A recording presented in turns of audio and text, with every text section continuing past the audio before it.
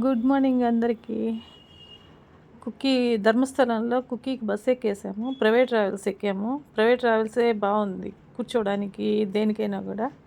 ఇంకా చెట్లను చూసుకుంటా, ఆ లోయలు చూసుకుంటా వచ్చేసాము. వాళ్ళు హ్యాపీగా చెట్లన్నీ పెంచి వ్యాపారం చేస్తుంటే, మనోళ్ళేమో ఉన్న చెట్లు కూడా నరికేసి అపార్ట్మెంట్లు కట్టుకొని ఎందుకులేండి ఉన్నదంతా బాగుపడుతున్నారు. అసలు గవర్నమెంట్ ఇంటికి 2 చెట్లు పెంచాలని చెప్పి ఆర్డర్ పాస్ చేస్తే బాగుండు అనిపించింది. అయిపోయింది. 2 గంటల తర్వాత దిగేసాం కుక్కీలో. ఎండ మామూలుగా లేదు. సరేనే ఆటో అబ్బాయిని వెళ్ళి, నాయన కొంచెం గుడి దగ్గరికి వెళ్ళాలి అని అంటే 200 ఇస్తే తీసుకెళ్తానన్నాడు. గుడి జస్ట్ పక్కనే, ఒక వీధి అడ్డం వల్ల కనిపించడం లేదంతే. వాళ్ళు బాగానే బిజినెస్ చేస్తున్నారు. సరేలేనని చెప్పి సోడా తాగుదామని పక్కకు వచ్చాము. వాళ్ళు ఏంది అంత అడుగుతున్నారని మా పెద్దోడితో అంటున్నా నేను.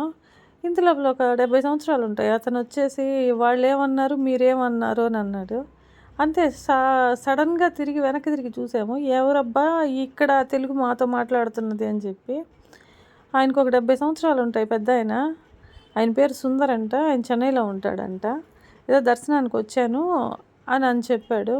అసలు మీరు ఎందుకు వచ్చారు ఏంటి అని అంటే, ఇట్లా మేము పూజకి వచ్చాము, అది పూజ అయిపోతే వెళ్ళిపోతాము అని అంటే, అట్లా కాదమ్మా అని పూజ డీటెయిల్స్ అన్నీ చెప్పాడు మాకు.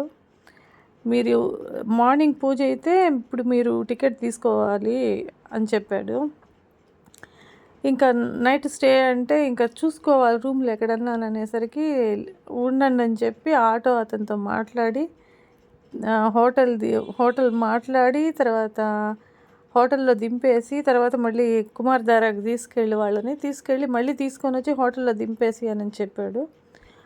అతను ఎవరో కానీ బాగా డీటెయిల్స్ అని బాగా చెప్పాడు. కానీ మగవాళ్ళు కదా, నమ్మడం కొంచెం కష్టము. కానీ చూడడానికి ఆ టైంలో, ఆ మూమెంట్లో మనకి దేవుడిలాగే కనిపిస్తారు ఎవరైనా కూడా. ఎందుకంటే అట్లా ఒక దగ్గర హెల్ప్ చేసినప్పుడు. సరే, నేనైతే నమ్మను, 70% కూడా నమ్మను ఎవరిని, అది వేరే సంగతి. దేవుడు దిగి వచ్చి నేను దేవుడు నేను చెప్పినా కూడా నమ్మేలా లేదు ఇప్పుడు బయట ప్రపంచం. సరే, అతను వెళ్ళిపోయాడు. మీకు ఏదన్నా హెల్ప్ కావాలంటే నా ఫోన్ నెంబర్ ఇస్తాను తీసుకోండి అన్నాడు. ఆ మంచిదని ఒక దండం పెట్టేసి వెళ్ళి ఫ్రెష్ అయ్యి మళ్ళీ దర్శనానికి వెళ్ళిపోయినాము. ఆటో అబ్బాయి 150 రూపాయలు తీసుకున్నాడు అంతా తిప్పి. అయిపోయిన తర్వాత దర్శనానికి వెళ్ళాము. ఫస్ట్ డే దర్శనం చేసుకొని, తర్వాత ఆదిశేషుడి దగ్గరికి వెళ్ళేసి అక్కడ చూసుకొని అన్నీ రౌండ్ వేసుకొని వచ్చేసాము. ఇంకా హోటల్కి వచ్చేసి నైట్ స్టే చేసి మళ్ళీ మార్నింగ్ 5 కల్లా లేచి పూజకి రెడీ అయ్యి మళ్ళీ పూజకి వెళ్ళిపోయాము. పూజ దగ్గర ముందు 100 రూపాయలు ఇచ్చి సంకల్పం చెప్పుకోవాలి. సంకల్పం అయిపోతే నెక్స్ట్ మళ్ళీ పూజ క్యూలోకి వెళ్ళిపోవాలి. ఆ పూజ క్యూలో నిల్చుకుంటే ఎంతసేపు, మాది 7:30 షిఫ్ట్ వచ్చింది. సరే వెళ్ళి కూర్చొని ఒక గంట టీవీలో చూడడమే కానీ అక్కడ అసలు అప్పటికి మేము ఎదురుగానే కూర్చున్నాం, అయినా కనిపించలేదు. మేము ఇంకా టీవీలో చూసుకొని దండం పెట్టుకోవడమే. కానీ ఏదున్నా ఏది లేకపోయినా ఆయన పిలుపు అనేది వచ్చింది కాబట్టి మనం అంత దూరం వెళ్ళగలిగాము. స్వామి పిలుపు రావడం మాకు అదొక చెప్పలేని ఇదనమాట. ఆయన ప్లేస్లో కనీసం ఒక గంట సేపు ఆడ కూర్చోగలిగినామంటే అదే మనకి గొప్ప బహుమతి అన్నట్టు అనిపించింది. అయిపోయింది, పూజ అయిపోయింది. మధ్యాహ్నం బయటకు వచ్చేసాము. ఒక్కటి మిస్ అయింది, అది నెక్స్ట్ టైం చూద్దామని చెప్పి వచ్చేసాము. అది స్వామివారు మధ్యాహ్నం 12 గంటలకు డైలీ ఒంట్లోకి వచ్చి మాట్లాడతారంట, అది మిస్ అయిపోయింది. సరే, ఇంకా చెక్అవుట్ చేసేసి మేము హోటల్ చెక్అవుట్ చేసేసి ఆర్టీసీకి వెళ్ళిపోయినాము.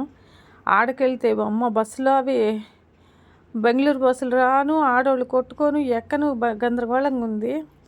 ఇంకా మైసూర్ బస్సులు ఉంటే మేము ఇక్కడ బుక్ చేసేసాము, ముందుగానే బుక్ చేసి ఎక్కేసాము. అదే అక్కడికి వెళ్తే బస్సు ఉండింది 12 గంటలకి. ఆ బస్సు ఎక్కి కూర్చున్నాము. ఆ కూర్చున్నప్పుడు ఈ బుడతలు మొన్న మైసూర్ నుంచి ధర్మస్థలానికి వచ్చేటప్పుడు ఎక్కినాయి మాతో పాటు. ఇప్పుడు కూడా వాటిల్లో మళ్ళీ అదే సేమ్ బస్సులో వచ్చినాయి. ఇంకా అక్కడి నుంచి మైసూర్ దాకా మాతోనే మాట్లాడుతా